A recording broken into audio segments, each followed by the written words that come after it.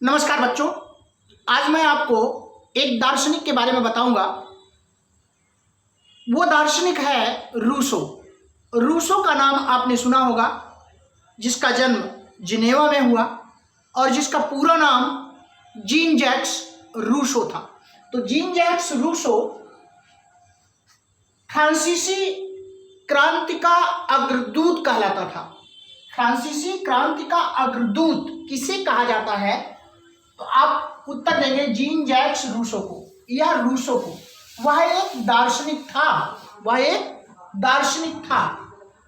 आप जानते हैं कि फ्रांसीसी क्रांति 14 नवंबर 1789 ईस्वी को हुई और फ्रांसीसी क्रांति पर रूसो का बहुत बड़ा प्रभाव पड़ा। उसके विचारों का बहुत बड़ा प्रभाव पड़ा फ्रांसीसी क्रांति पर। तो जीन जैक्स रूसो एक दार्शनिक, फ्रांसीसी क्रांति का अग्रदूत और फ्रांसीसी क्रांति 14 नवंबर 1789 ईस्वी को हुई। उसने एक पुस्तक लिखी जिस पुस्तक का नाम है सोशल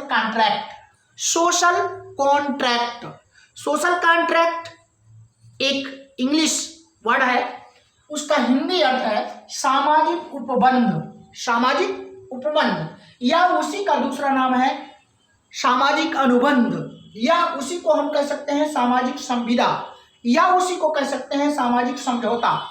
तो आप शब्दावलियां हैं, पर्यायवाची हैं, उससे ना घबराएं।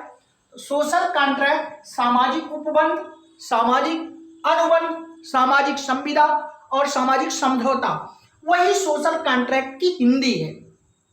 तो अगर पूछा जाता है कि सोशल कॉन्ट्रैक्ट किसकी पुस्तक है, या सामाजिक संविदा, सामाजिक समझौता या सामाजिक उपबंध या सामाजिक अनुबंध किसकी पुस्तक है, तो आप बताएंगे जीन जैक्स रूसो की। उसका एक कथन है, मनुष्य स्वतंत्र पैदा होता है लेकिन सर्वत्र जंजीरों में जकड़ा होता है।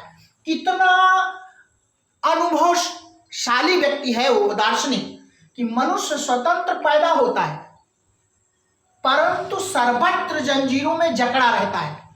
एक बार फिर से सुनिए, मनुष्य स्वतंत्र पैदा तो होता है परंतु सर्वत्र जंजीरों में जकड़ा रहता है, अर्थात मुसीबतों में जकड़ा रहता है, उससे निकल नहीं पाता है। इसका विश्व प्रसिद्ध कथन है। और उसका एक कथन और है, जनता की वाणी ईश्वर की वाणी है। जनता की वाणी ईश्वर की वाणी है। बहुत गजब का कथन है ये कि जनता की वाणी ईश्वर की वाणी है।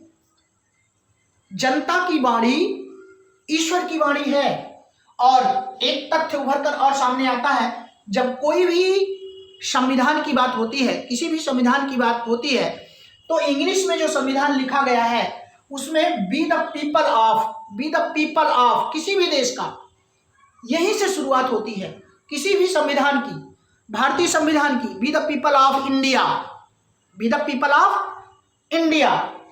हम भारत के लोग। ये रूसो की ही आवाज है। आप सोचिएगा, रूसो की आवाज है be the people of India, अर्थात हम भारत के लोग बी द पीपल ऑफ।